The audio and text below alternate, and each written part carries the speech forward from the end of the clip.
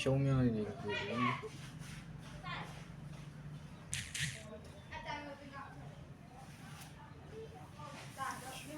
ညသာဝယ်လို့ရပါတယ်တညသာ3000ကျပ်ပါရှုံးရင်ဝယ်သေး3000ကျပ်ပြန်အမ်းပါမယ်ဒါမှမဟုတ်နောက်ညပွဲလူချင်းနောက်ညအတွက်ကိုပြန်ပြီးပွဲပြီးပြန်ပေးပါသေး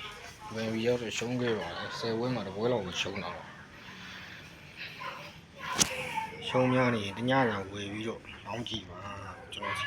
ဒါကတော့ဖီးပွဲပါအာရလာလီရပါ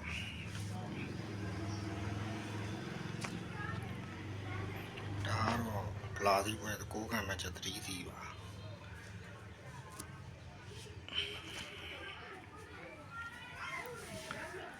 ရှုံးများနေကျွန်တော်ဒီမှာ